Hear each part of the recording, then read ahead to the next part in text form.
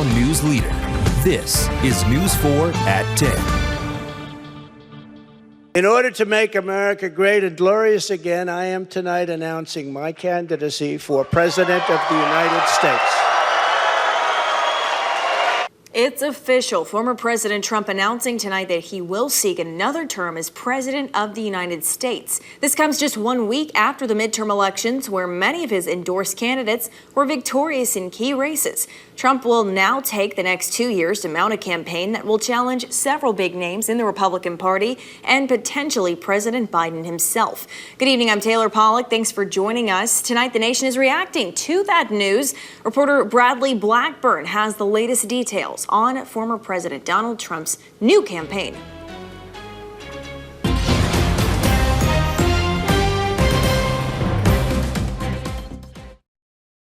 Y'all, we did it!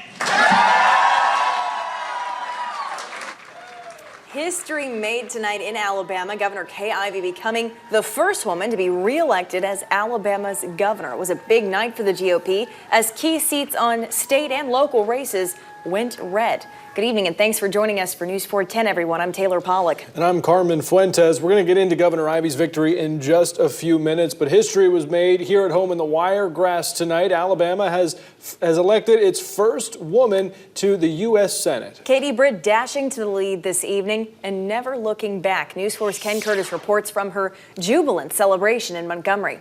Katie Britt upbeat as she celebrated her victory. After a long and grueling campaign, she will become Alabama's next U.S. Senator. The smoke has settled in downtown Enterprise after Sunday morning's fire that did major damage to 3 businesses. News 4's Meredith Blair joins us live from Main Street. Meredith, what's the scene look like a day later? Hey, Carmen. So I came out here this morning and I'm back this afternoon clearly, and I've been able to kind of see the process of the Enterprise Fire Department kind of trying to put the pieces back together, just a little bit of what they can.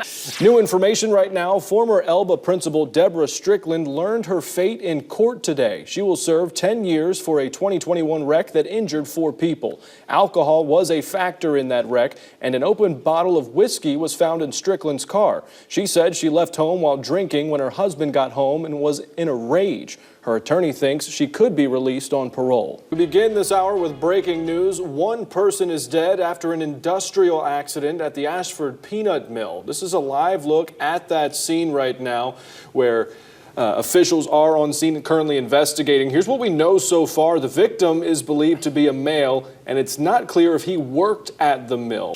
A News 4 update this evening. Geneva police need your help right now in finding a suspect who broke into Gilstrap Drugs around 4 a.m. Wednesday morning. They ask that anyone who lives on Lincoln or Pine Street who have security cameras to check for footage of a dark SUV around 3:40 a.m. to 4:15 a.m.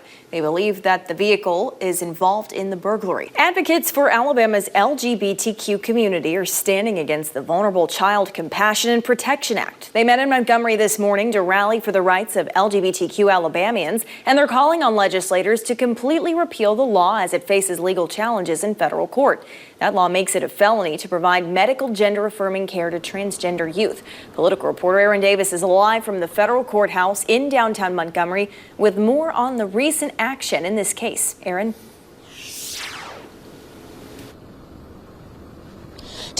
Taylor, the law to ban medical treatment for transgender youth is currently blocked. However, if the court sides with the state, that could be unblocked. So protesters gathered outside the courthouse this morning to let the public know that they think the law should be completely repealed. Tonight, Representative Barry Moore locked up another term on Capitol Hill as Alabama's U.S. Representative for District 2. News 4's Caroline Gerhardt is in Hartford, where Moore held a watch party this evening.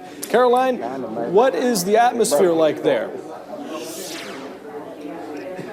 Hey, Carmen. Well, We're here at Ketchum's Restaurant in Hartford, and the atmosphere was definitely positive and super excited this evening. I'm joined now by Representative Moore. Thank you so much for joining us, and first and foremost, congratulations on your re-election. Well, thank you. Obviously, we're honored to have you here, and I appreciate the support of the people. And you know, it's we're excited to step forward and do another 2 years of serving the American people. Thank you for joining us, everyone. I'm Taylor Pollack. And I'm Carmen Fuentes. This is News 4 at 6. We are coming at you live from downtown Hartford on the 5th and final stop of our hometown tour. Every Friday of this month, we've been traveling all throughout the Wiregrass, making a pit stop in different cities all around. But Hartford's our last one, so please, if you haven't already, come out and say hello. Absolutely. We're going to be out here for just a little while longer, so if you're in the area, please come out, say hi, grab some News 4 gear. It's a little party going on behind us. Yeah, pavilion's packed. You don't want to miss out. One of Abbeville's greatest industries is Great Southern Wood, which opened its doors back in 1970. Since that time, it has grown immensely and has not stopped since. In 2004, the famous Yellowwood brand was unveiled, and 1 year later, we met Yellowfella for the first time with a series of Western-style commercials. Last year, the company acquired a treating plant in Millwood, Kentucky, their 15th treating plant over the company's 50-year history. Joining us now to talk more about not just Yellowwood itself, but the community and much more is Great Southern Wood CEO and owner, Mr. Jimmy Rain. Jimmy, glad to have you here with us. Thank you. Yes. Glad to be here. I'm Appreciate glad to have a community staple here with us. Now, you are from here, correct? I am. Yes, and you haven't left. What has kept you here in this community? What makes it so great? It's a special day. We talked about it all week. It's been buzzing. You know, we were able to host not only football, but also volleyball this week. Our staff's put a lot of effort into it, the university. But we talk about alignment here at Troy. So from Trojan Nation to our amazing administration with Chancellor Jack Hawkins Jr., all the way down to our amazing student athletes, everyone in between. This is a really special Saturday. We need everybody to come on out. Ticket sales have been going great, but we still have some available. And so what this means to us is this means another chance to have 7 home games to make a difference for our amazing football team. The kids have bought in. They have knocked it out of the park in the weight room, in the off season, in the spring, and even on up through the summer. Have just been a great team to be around, and everything we've done, we've tried to really put a big emphasis on team. And you know, we know that there's an unexplainable power in team.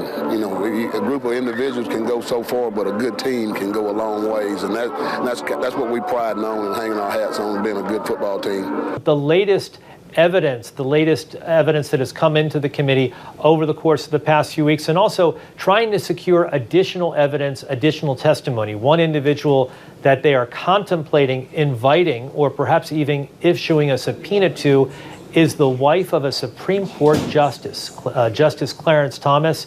His wife, Ginny Thomas, we have learned, sent a number of emails, text messages to Arizona state legislators trying to get those individuals to overturn the results of the 2020 election. There's President Joe Biden's plane right now making its way into Montgomery as he's getting ready to set to head to Troy, to that Lockheed Martin facility, to see the Javelin missiles there that have been sent overseas to Ukraine to aid their war with Russia.